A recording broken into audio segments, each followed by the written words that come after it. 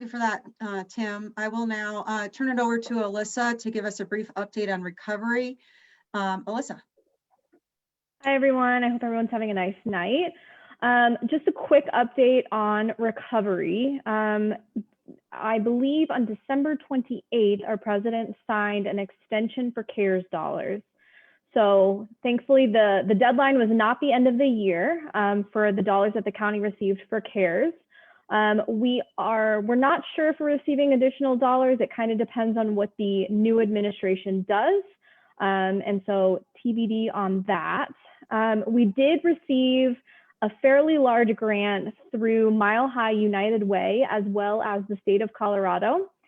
We received $100,000 to continue supporting our individual support grant. And so this grant is through the Grand Foundation. They're the ones administering it. And these dollars are to support rental and mortgage payments, as well as utility bills, eviction-related costs, mental health, and childcare. And so these dollars are for anyone that has been financially impacted by COVID.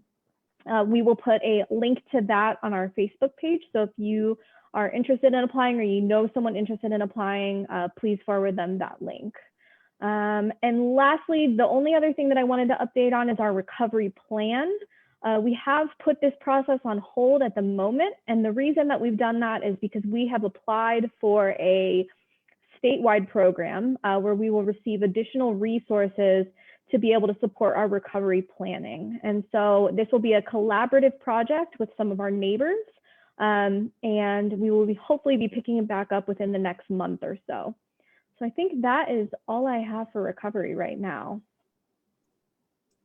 Thank you, Alyssa. And I know that we continue to emphasize going to our county website.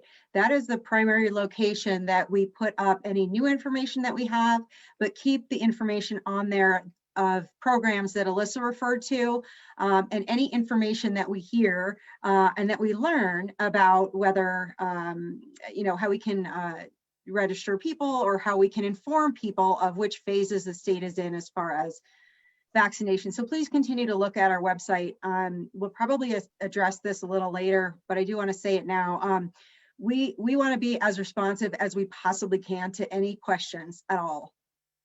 I think you may be able to understand that we are not able to call everyone back on every question. It's just not feasible. We don't have enough people to do it, even though we want to. We don't have enough people or hours in the day. So for those of you that have been patient, thank you for being patient. One of the places that we want to make sure we answer these questions is here. So I see a number of questions that people have typed into the question and answer. I do see one person with their hand raised. Unfortunately, right now we're not doing call in or that. So if you can type your question into the chat, that would be great, and I'll have one of our panelists or myself address it. So the first question now for our question and answer session is related to whether or not Clear Creek is enabling those that are 65 and over, according to the CDC's new recommendations, to be vaccinated. I would really like Tim to answer that question. So Tim. The short answer is no, and here is why. The reason the governor moved the needle or the goalpost or whatever analogy you want to use to include 70 plus is because 70 plus is 80% of the hospitalizations occurring in Colorado. So in an effort to stave off the healthcare system collapsing in this state, he moved those individuals up to become a priority group, because that is the first and foremost priority, is to help prevent the medical care system in this state from collapsing. Look at California and you will understand why. That is the number one priority. The reason we are not going down to 65 at this point is because we do not have the supply to meet even the current demand based on the guidance we have already implemented, meaning tier 1A, 1B, and now including the 70 plus folks. It's going to take us several weeks to get to those folks. And as I stated earlier, the state is actively moving towards a single platform for the counties across the state. We do not want to take your name and phone number and put it into a list that will eventually have to get transferred over to a state platform. So rather than have that and have thousands of people and have to move them over to another platform, we're asking your patients to wait, please, until we have that platform up and running and we actually have supply to even begin to address the 65 plus. It doesn't make any sense for us to compile a list that we can't actually get to until many, many weeks from now, potentially. So as Susan said, we get so many phone calls of people. Am I on the list? Am I not on the list? Who's on the list? Why am I not getting called back? I would love to talk and chat with every one of you. I and my team, we don't have the resources to do that, to even call a fraction of you back. So please be patient. I understand the CDC comes out with guidance, but it's not really matched with supply. I wish it was. I wish we received 1,000 doses a week. We could easily administer them in our county. We have the capability to do that. What we don't have is the actual vaccine to do that. And that is in lies the problem. So be patient. We will get to everyone, as I stated. Once we get through tier 1A and 1B and our 70 plus, we will move on to the next group. Thank you, Tim. And a related question to that is, in addition to the 65 and up age group, is the state taking into consideration those with other medical conditions, et cetera? And I will let Tim answer that, but it's similar to what Tim just said. And the governor has indicated that he is looking at that, but there hasn't been an answer yet. But again, Tim is on calls all day long, learning new information, and we're not joking about this. It's back to back to back to back. That has how fast information is flowing and coming out and changing. So I say that, and we may learn something else tomorrow. So we're telling you now what we know now and what is true right now. So if you hear something else tomorrow, know that that's partially why. So we have a number of questions here about how to schedule your second shot and how do I know if I'm on the list. If you have called in or if you have provided your information via that Google form, we have your information. There isn't, again, it's a bandwidth issue. We don't have a large staff in Clear Creek County. We have a fantastic staff. We don't have a large staff to be able to make individual phone calls to let everybody know they're on a list. So if you have given us your information, our public health folks have worked very hard to make sure that the folks that have called in and the folks that have provided any information via Google are merged into a information document. The original purpose of that document and gaining information is to try to plan for how many people in different categories, specifically age 70 plus, would indicate to us that they're interested in getting the vaccine. So we need to plan for that. And so that's the original intent of the Google form and signing up or providing your information. We are talking every day, many times a day, as to how to make this work for us. So if you have provided your information already, we have it. So I'm going to move on for a question about how the vaccine works. So Tim, this is clearly for you. The question is, sorry, I just lost it. They want a little bit more, someone wants a little bit more information about the vaccine and how it works. What's the efficacy, or what does it mean once you get your first shot and then your second dose? If you can talk a little bit about that. Okay, I will. I'll preface it by saying I am not a virologist. I'm not a vaccinologist either. Having said that, the way that this particular vaccine works, the one that we're receiving, the Moderna vaccine, works in a similar fashion to the one the Pfizer vaccine works. Very similar platform. Basically, they take a portion of the RNA from the COVID-19 virus and attach it to a platform that is then injected. All it takes is that messenger, that little piece of the messenger RNA from COVID-19, that your body then begins to mount an immunity to that. It's all it takes to basically activate your system. The first vaccine is really a primer. Because of this platform, it's a two-dose vaccine.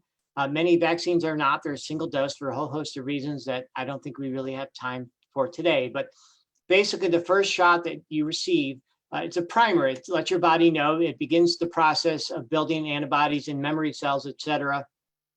It's that second shot that really kicks it into overdrive and really begins to fully activate your antibody response and mount an immunity. The Moderna vaccine, the clinical trials, the phase 3 clinical trials that were done are reporting an efficacy in the neighborhood of 95% efficacy. What does that mean? It means that this vaccine will prevent you from getting your body's response will be minimal, meaning you're not going to be hospitalized likely and very unlikely, and you're not going to die from it. It's enough protection that neither one of those things are likely to happen. It is not, however, a guarantee that you will not get COVID. There's still a 5% chance, hence the 95%, there's still a 5% chance that you very well may get COVID. But your reaction to it is going to be absolutely mild. You may not even know you have COVID because you're so well vaccinated and protected. One thing I want to say before I forget is that once you are vaccinated, it is not a get out of jail free card.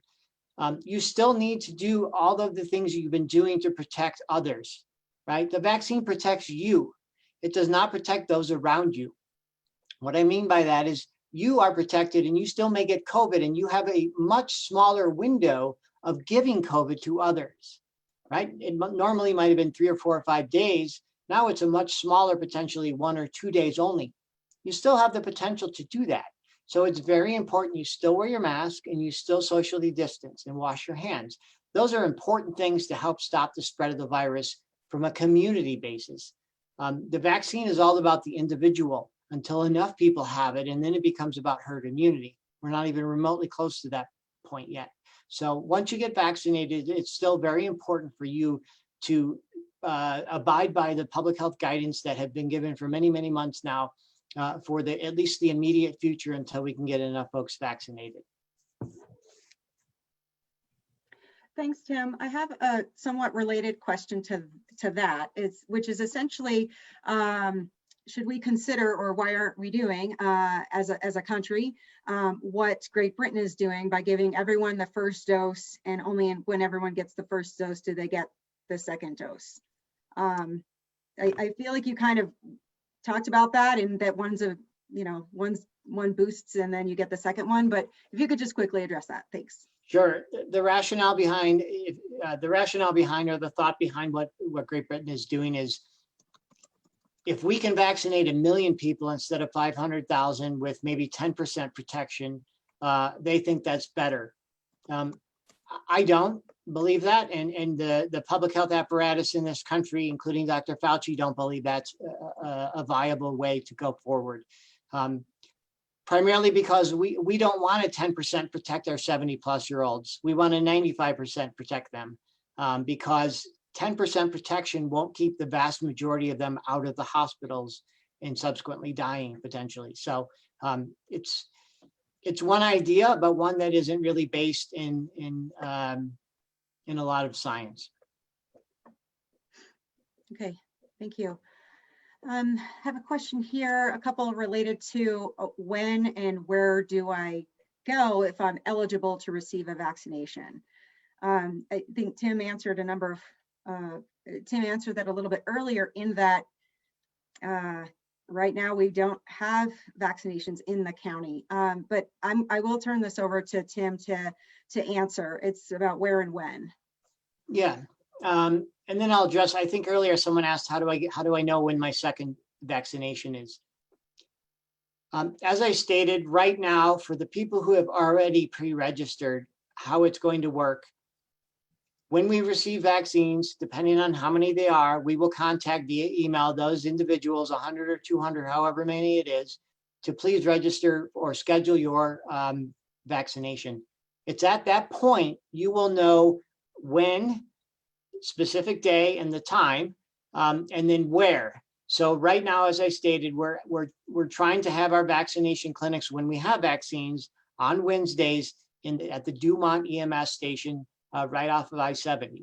We're going to continue to do that for the foreseeable future until something else changes. If we get 500 vaccines and we need to have 2 different days or 2 on the same day, logistically, we're going to work that out. But when you go to schedule your vaccination, the when and the where and the what time will be presented at that point. Like I said, we're given a very small window for which we learn how many vaccines we're getting and then trying to schedule people to get them vaccinated. So it requires a little bit of flexibility and nimbleness on everyone's part, and continue to check your email is all I can say. We don't really have a system right now that is better than what we have. And the state, as I said, is actively trying to put one together for everybody. As far as your second vaccine, once you've received your first vaccine, we know your email address, et cetera. You will receive, based on our current system, and this again is going to probably change based on the state system, you will receive an email saying just that. Hey, Timothy, you are scheduled to get your second vaccine. Please show up at Dumont on Wednesday and then you schedule your time that is most convenient or what's available basically during the day. I imagine they're going to fill up quickly. So the process is going to be the same for the second vaccination, the second shot, as it is for the first shot currently. Tim, there are a couple questions related to once folks have received the first and second dose, what do you know about if there will be any additional boosters needed, or if we will need to get annual shots, vaccines for COVID? Great question. The answer is nobody knows yet. We don't know that from a scientific perspective. They're still trying to understand that. They're still looking at the cohort that they had in the phase 3 clinical trial. They're following those folks to understand how long their antibodies last, and what does any mutation in the, and I'm sure this topic will come up potentially, any mutation in the virus, just like the flu. The flu virus mutates so much that we need to get an annual vaccine for it. We don't know yet if COVID-19 is going to act in a similar fashion. It's going to change enough that we need to get another shot, different shot next year, and or how long our antibodies really last based on these two vaccinations, or 2 shots, I should say. Okay, thank you. There's a couple questions about folks that are not necessarily technologically savvy as to how they will learn about this information or how they can sign up. I know we do absolutely keep emphasizing our website because that is, again, we just simply don't have the people power to answer every individual's phone call, even though we would love to. So what we have done is provide the COVID health line, the phone number, which is 303-670-7528. I should know this by heart by now. We can put that in the Q&A too. What's that? We can put it in the Q&A. Yeah, we can. Well, I'll put it in there too. So we have provided a method for folks that either, because we know in Clear Creek, like some people might not have great internet access or internet access at all, or Wi-Fi around their home to use their phone. So we have provided that landline phone number for folks to call. Let's be clear. That is it's not a 24-hour staffed answer line. It's not a call center. We also don't have that kind of staff here. So we ask that you leave your name, you leave a message, your contact information, and someone will get back to you. That is essentially where we are with Tech Savvy. We're also putting information though in the newspaper. That is another way. We're also doing things like this. And I know this is, you said Tech Savvy. This is clicking on a link, so perhaps someone can share that with others. So there are a number of different ways, but if there are folks on here that have suggestions of how we could get information out to folks that aren't tech savvy, please tell us. Absolutely, please tell us. We'd love to hear it. And I think on top of that, Suzanne, I would add that we are trying to get the word out through different organizations, garden clubs, all sorts of different organizations, so that at least the word can get out multiple different ways. You don't have to be on Facebook or anything like that. So we're trying to pursue every possible avenue of communication that we can. Thanks for that. That's a good point. We had one question here about teachers. So I do see that Chris is on, but I think, so Chris may be able to answer, but I think this might have more to do with the state's phases. Essentially, the question is for residents who are teachers in Evergreen, but not in Clear Creek, why teachers who work in Clear Creek but aren't residents are the priority. We have some Clear Creek County kids that we teach. Essentially, the question is, can you consider grouping all teachers together? If I had my way, which as the public health director, you think I might, but we are under the auspice of CDPHE in the state. And the state dictates to us who we can and cannot vaccinate on any given segment. So we are also allocated, and this is changing.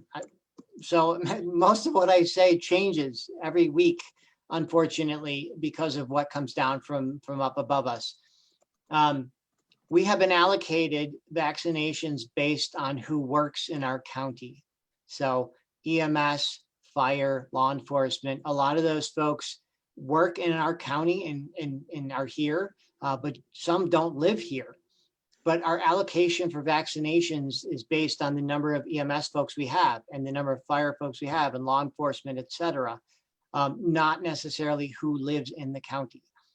That may change moving forward, meaning it may now shift because we're addressing it from a 70 plus, 65 plus.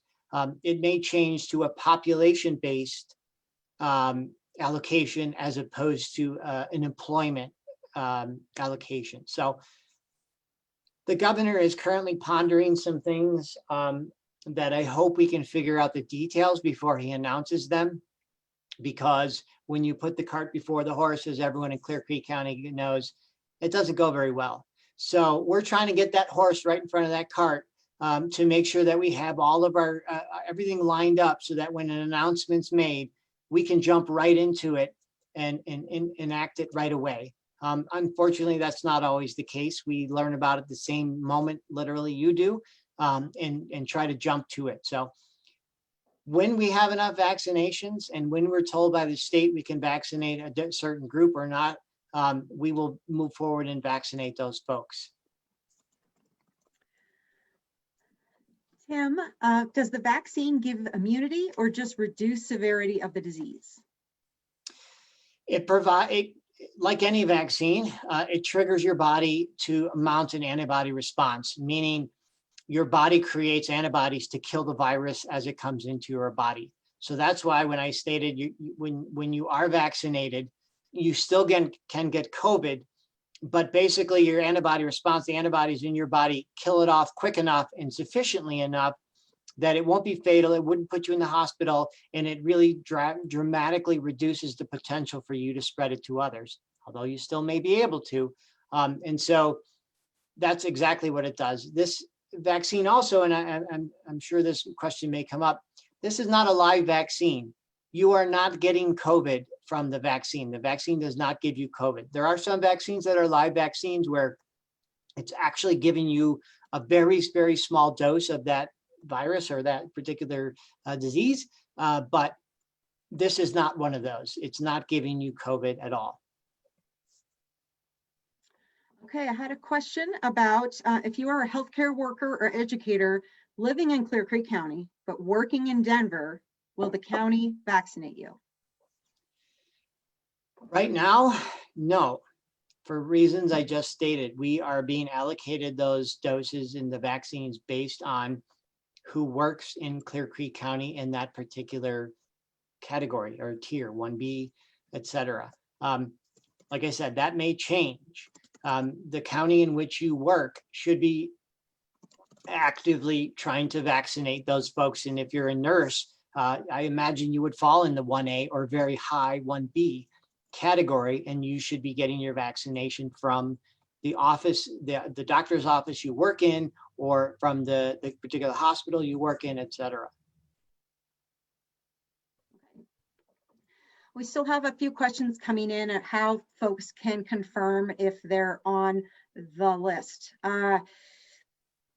We had said this before, so it bears repeating. If you provided your name either via the our county COVID health line, if you left a message with your name and contact information and email, a phone number, or if you filled out the Google information form, we have your information. There's not much else we can do at this point to answer if we can answer everyone's question if they specifically are on the list. We have our public health folks who took information down from the phone calls that the messages that people provided on our COVID health line, as well as emails. We tried to put it all into one system so that we weren't looking at 3 different documents to see what we had. And so they are continually working hard to do that. So that's pretty much what we're going to be able to say about that, about checking if you're on the list. If you provided us your information, we have your information. So question related to a little bit of confusion about how to schedule. Once you receive an email or a phone call, it could be an email, it could be a phone call, likely an email at this point. It's hard to say. It depends on how many vaccines we get. So because as you can imagine, if we need to schedule them, as Tim said, very quickly, calling a lot of people might not be the best way, but we are trying as hard as we can to figure that out. The question is, do I have to go back to the station in Dumont in person to schedule it, then go back for the actual vaccination? No, you do not. Tim, go ahead. No, to Suzanne's point, for those people who have already received the vaccine and round their first vaccine and or are on our list as of 5 o'clock today, you will receive an email or phone call, as Suzanne said, and schedule that online. If you don't have online access, you will receive a phone call and we will schedule that for you for the few people who don't actually have internet. That will be taken care of. At the same time that you schedule your first vaccination, your second vaccination will automatically be scheduled, so to speak, meaning it will tell you 9 days later is when your second vaccination is going to be. You will receive another email and or phone call a week before that second vaccination is due to do the same thing, to schedule it on that particular day. And then the time slots that are available, picking one. For anyone who hasn't been registered by 5 o'clock today, this system will change. It will be the state system. And we don't know enough yet about the details about the state system to say anything really robust about it. We're hoping it's a far more comprehensive system and one that will allow us to access lots of different information simultaneously. So, but I imagine it will follow a similar algorithm of you'll receive an email, schedule it yourself, and then go from there. So no, scheduling, you don't need to show up at the site to schedule. The other thing I might add to everyone who's listening, if you are not scheduled to get a vaccine, do not show up at a vaccine site. You will not receive one. We do not have extras. We have the 100 for the people who have signed up and scheduled for that day. And that's all we have. So showing up unannounced and expecting a vaccine is not going to result in you getting vaccinated on that day. Thank you, Tim, for that. Similar to that, someone is asking, I got my first shot and I'm scheduled to get my second dose on February 5th. Will you have the vaccine that day? And will I get a confirmation email? If we do not, right now we are anticipating that we will have enough vaccine to do those second doses. And Tim is working all the time with the state on that. That's one of the challenges that we have, that we're making sure that we have those. You will not get another confirmation that you will get a reminder, and we will contact you via email or phone call if we have to reschedule that if we don't receive the anticipated doses. Tim, anything you'd like to add to that, feel free. Right. We're working with the state, trying to assure that we do in fact receive those second doses for folks, and you will get the email beforehand to schedule that. And I mean the specific time on February 5th, in a week or so before that happens. Now, having said all that, if, for instance, we get 2 feet of snow, which is, certainly within the realm of possibility in this county, and we need to reschedule, we will reach out to you as well, because the last thing we want to do is have folks drive in really bad weather when we have to cancel the clinic. So just to get that out there in case we need to cancel them, pay attention to the weather, and we will, if indeed we need to cancel, we will reach out to you. If you don't hear from us, it's not canceled. So. Okay. And I wanted to follow up on one question or one comment that someone had before related to if seniors or anyone either aren't comfortable with online access or can't access online. We're asking our community to help one another. So if you know someone in the community that doesn't have internet access or aren't comfortable, please offer to help help them, provide their information to us, or to make the phone call to our COVID helpline. We are relying on our community, which has been so great so far. So continue to do that. So thank you. I do have a question here about if you could use volunteers to help with calling or other items. Possibly. So I think what we'll do is we'll take that back to our team and talk through that. As you can imagine, there are just a few forms to sign, to be able to volunteer to make sure that we're doing everything properly. So why don't I take that back to our team and see if that's feasible. And if so, we will start to publicize how to do that, whether you can send an email or however we want to do that. So thank you for your offer for that. I appreciate that a lot. So this is a great one. Is the vaccination site able to treat allergic reactions to the vaccine? Yes. We have several qualified EMS folks on site all the time, every single vaccine clinic we do. And I'd like to shout out to the EMS folks. They've been absolutely stellar in helping us implement the vaccine program and getting it off the ground. Brian and his team are top notch. So they are on site at every vaccine clinic, and that's why we have, after you receive your vaccine, we have a 15-minute wait to make sure there isn't a reaction, and 30 minutes wait for those individuals who have a history of allergic reactions to things, just to make sure, and out of an abundance of caution, we're implementing that just to make sure. But as you might imagine, it adds the logistical challenge to things, but we're more than ready and able to handle anything that comes our way. Tim, this is a question related to part-time residents. So will part-time residents of the county be able to be vaccinated in Clear Creek County after full-time residents are completed? Great question, and one I was on a call today with the head of the vaccine program from CDPHE. The short answer is the state is still trying to iron that out. The state is trying as best as it can, and it's overwhelmed, to say the least, as are most counties in terms of the workload that it has, and they're actively trying to iron that out. So it's a statewide approach as opposed to a patchwork of county by county, because what we don't want is people going to the next county over because one county is doing one thing and the other one's doing another. That creates a lot of confusion, and it creates a lot of unknown for the county, because now we have mass immigration of folks who want to get vaccinated. And that's very difficult in trying to plan for the number of vaccines that we actually need. So we're not putting out any policy as a county as are most counties. We're waiting for the state's guidance on that. And sometimes it takes them a little longer to get things figured out than it should. But we need to all be patient and wait for that guidance so that it's a statewide approach to things and not a patchwork.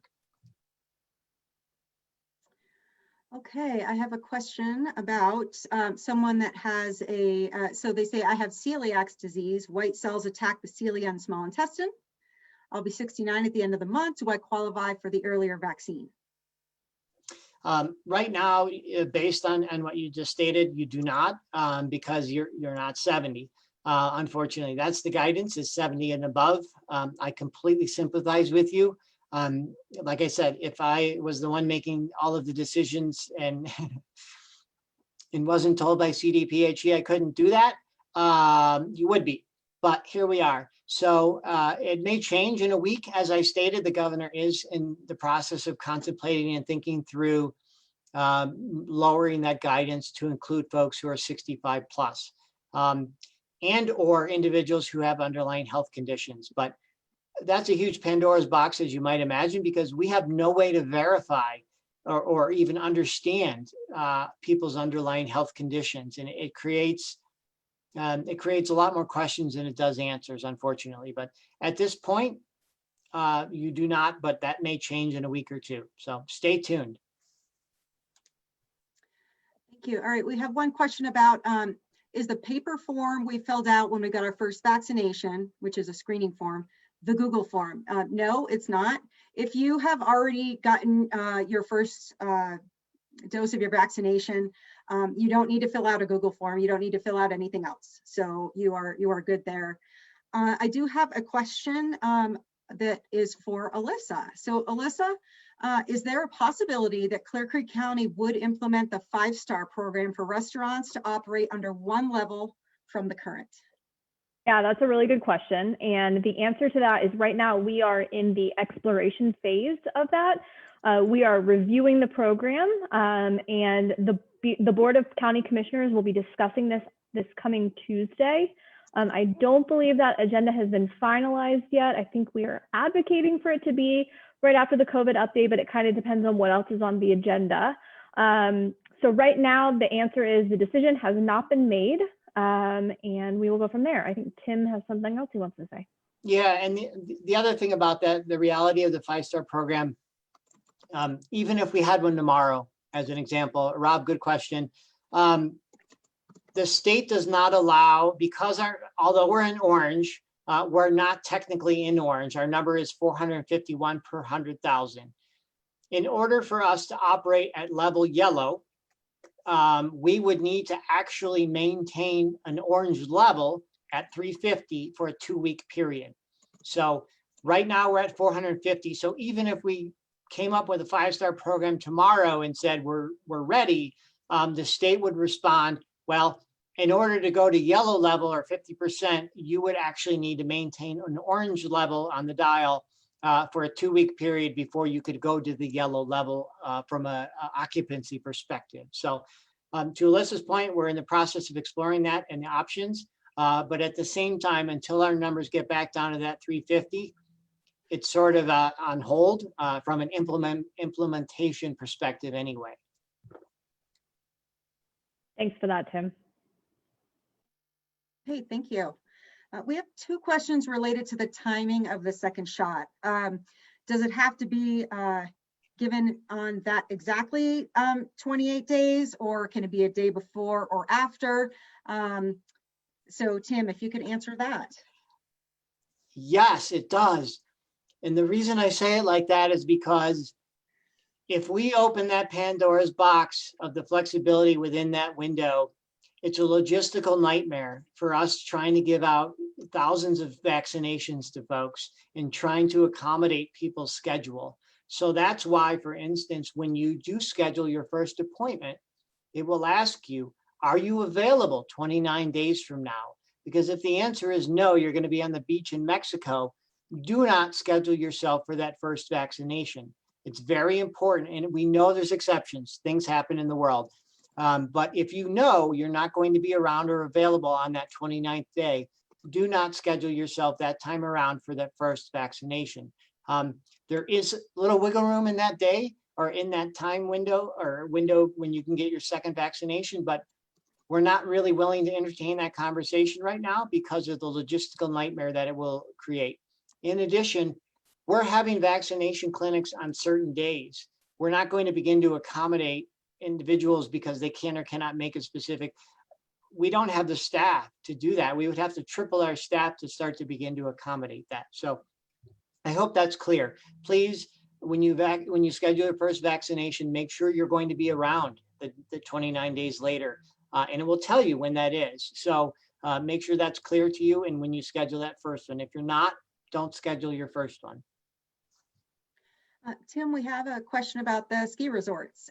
So someone had noted that they had heard that the ski resort personnel were vaccinated. Can you comment on whether or not this was true? The only staff that we vaccinated at the ski resorts are the EMS and mountain rescue folks, the ski patrol. Similar to our folks with EMS, they fall into that tier 1B. So yes, those folks were in fact vaccinated.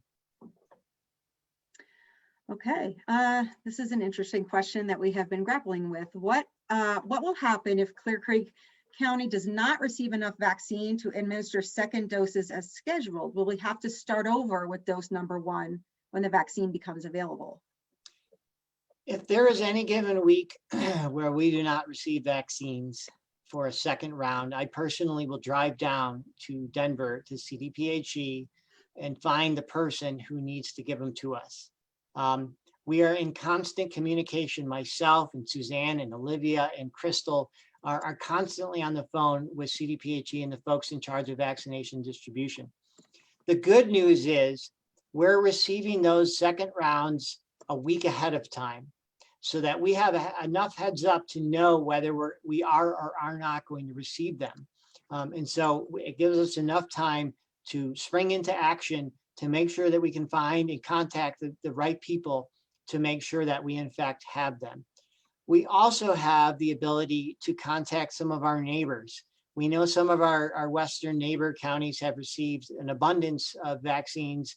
And so we can potentially reach out to them in a time of need and in a pinch. We're really hoping that that doesn't ever come to be true. But we are in the process of preparing for that and making sure that we have a number of levers to pull so that if that does become reality, we can address it immediately. Okay, thank you. There's a question about how many vaccine doses the county has received, and do you know the timeline for future shipments? I think you've touched on that a lot, but if you want to say anything else to that regard, Tim? Sure, and just forever, I'm more than happy to stand a little longer if people need and have questions. I'm here to answer your questions. Great, me too, thank you. So to date, we've received 400 doses of the Moderna vaccine. We received them in 100, 200, and 100 allotments. We managed to squeak out 12 additional or 11 additional doses from those 400. So to date, we vaccinated 411 individuals in the county with their first vaccination. Okay, thank you. All right, Tim, here's a big question. What is your opinion on the estimated time frame for Clear Creek County to have 80% of our citizens vaccinated? I don't have a guesstimate because it would just be a guess. Whatever you guess is probably as close to guess as I could possibly be. To be quite frank with you, I don't know. As everyone is abundantly aware, we have lacked a complete national plan. That is not a political dig. It is a reality. There has been no national plan in this country. I understand that the governor's office was on the phone with the new administration coming in next week. They have a plan. It's a robust plan, which includes opening the floodgates of vaccinations. So what that actually means and when it actually is implemented remains to be seen. And that will directly influence how quickly we can get not only our county, but our state and the entire country vaccinated. So if I had to guess 80% of this country, I would have to guess sometime in the summer. mid to late summer is a complete honest answer. If it's sooner, I would love for them to prove me wrong. Tim, we have a question about why are neighboring counties getting an abundance of the vaccines and we're not? Do we need to advocate for more in this county?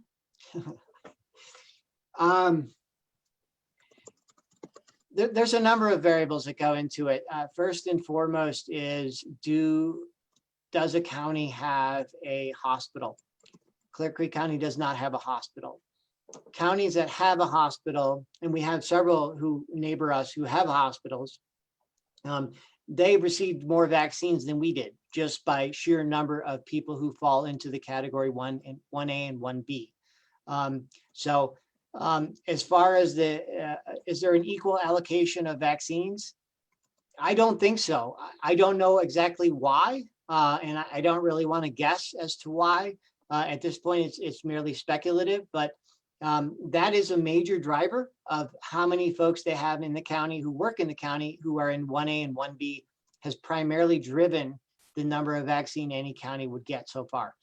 That very well may change next week.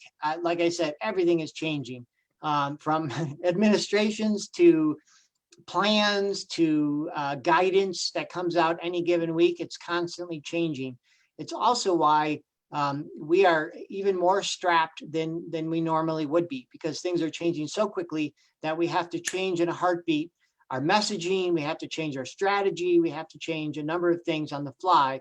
And so it's required a nimbleness, the likes I've only seen on gymnastics teams, to be quite honest with you.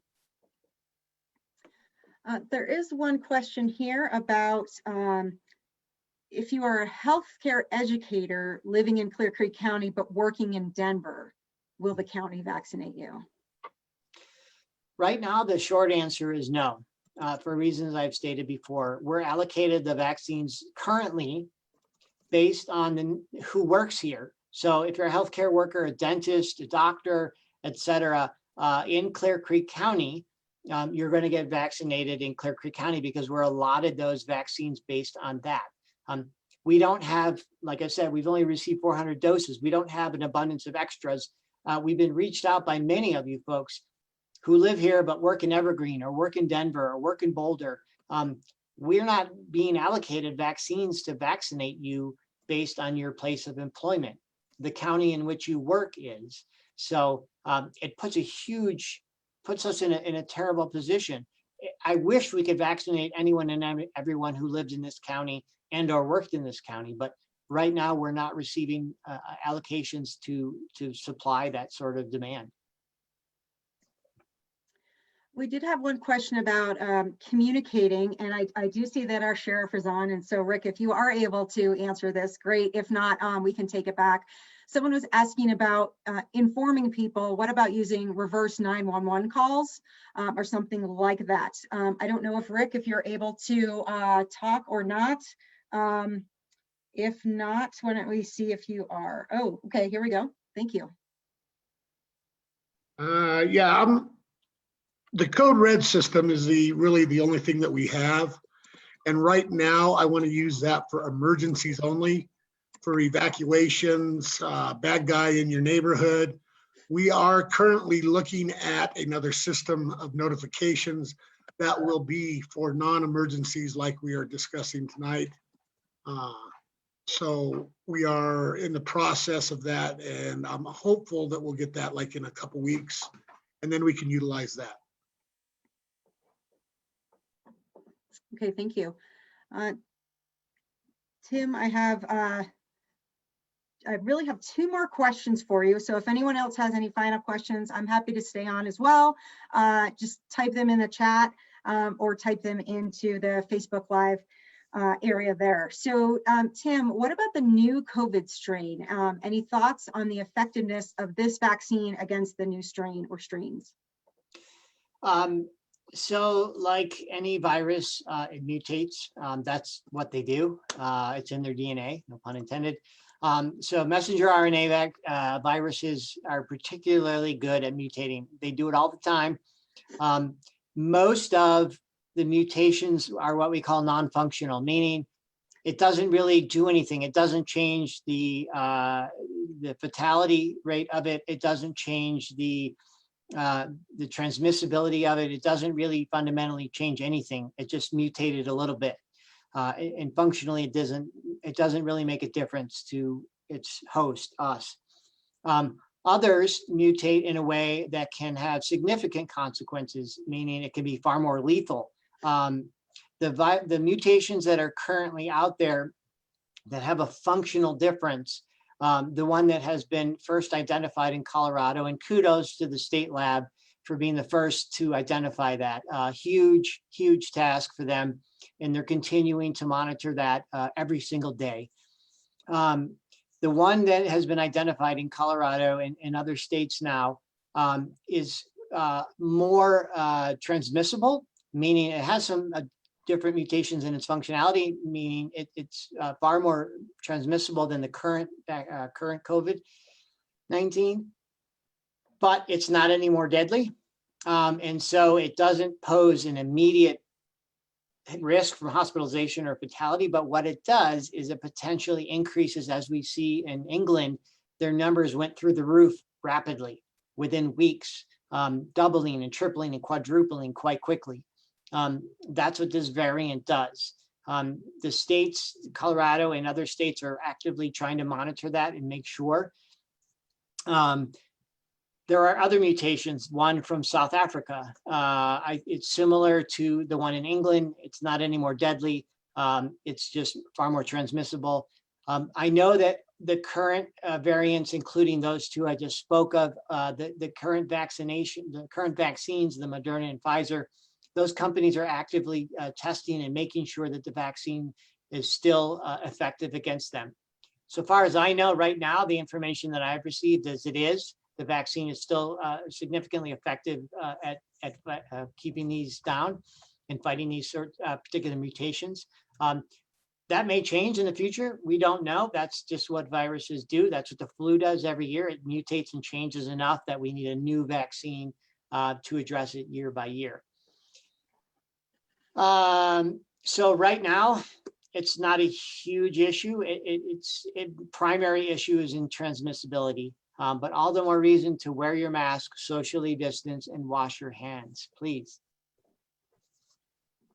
Okay, thanks. I've got really three or four more questions. I think I can group two together. One is asking about the current research on receiving only one dose. How effective is that? And a couple questions related to ethics, like would it be better ethically to give everyone the first dose so everyone has at least a little bit of protection and then go on to the second dose?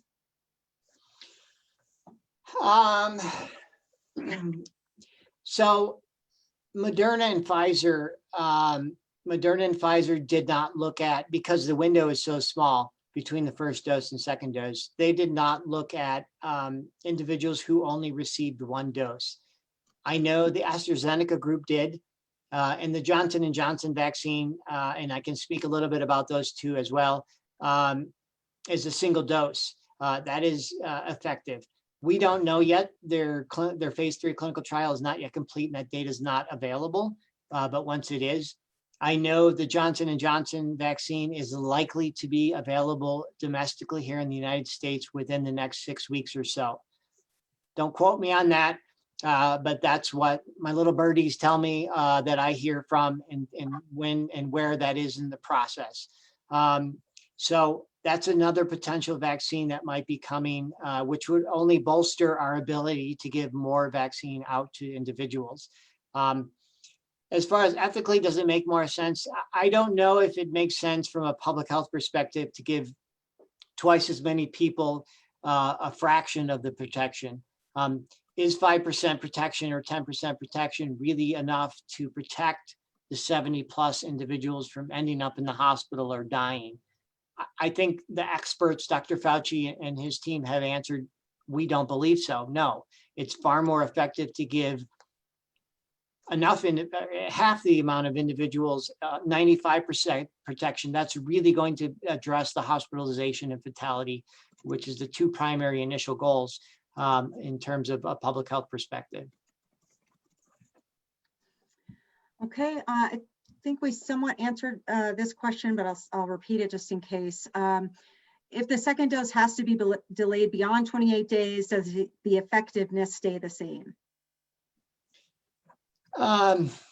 Again, you know, a lot of these questions are nuances, and the drug companies haven't looked at them specifically. Like I said, there is some wiggle room.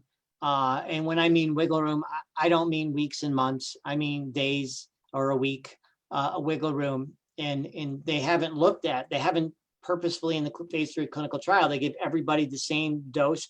And then 29 days later, they give them the second dose. It's part of the way to stay in the clinical trial. So they didn't really stagger it and study that to understand that. So there is a little wiggle room, like I said, but logistically, it's a nightmare for those administering the vaccine to try to accommodate everybody's schedule. And this is similar to another question we had about health. I'm 64 with a heart valve replacement. Any guesstimate as to when I might be eligible for a vaccination? Peter, if I had to guess, I would say probably in the next 6 weeks to 8 weeks, you will be potentially in the group that is now eligible. Having said that, though, as we have been discussing now for an hour and 10 minutes, it's really based on availability. If we're only getting 100 doses a week, it's going to take us far longer to vaccinate and get to you and get through the people we already have registered. So if we get 200 or 300 or 500 in a week, that would be delightful. Then it would be weeks away. But I honestly can say to you, I don't know. It really depends on how many we get. And one final question here that is, I think it's a really great one. Should we register on the KP or KaiserPermanente.org website? And I think, Tim, if you can talk to that and other areas that are available to give vaccines aside from Clear Creek County. Yeah, I mean, I would reach out. There's a number of different organizations that are starting to receive vaccines, a number of different pharmacies, a number of different clinics up in different counties north of us and west of us. And if you are very pushy and very persistent, sometimes you can squeak into a place and get a vaccine. I don't know all of them, obviously. It's just not possible, but I have heard of instances where individuals are going to other clinics, public clinics, for instance, and trying to register through them. Particularly if you fall into the guidance category, right? If you are 70 plus, but are having a long wait, as we're experiencing here in Clear Creek, other counties are sometimes sympathetic or they don't really care where you're a resident. They just care that you fall into that actual category.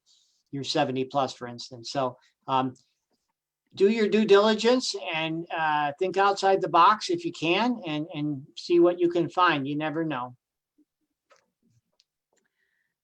Okay, thank you. That is all the questions we have, both via Zoom and our Facebook Live. So thank you, panelists, for being available and answering these questions. And thank you, everyone, for participating. We really, really appreciate it. We will be doing our next monthly town hall. It will be, again, on Thursday. So it will be February 11th from 6 to 7. And we look forward to seeing you then. Thank you. Bye, everyone. Be safe, be well, wear your mask, please.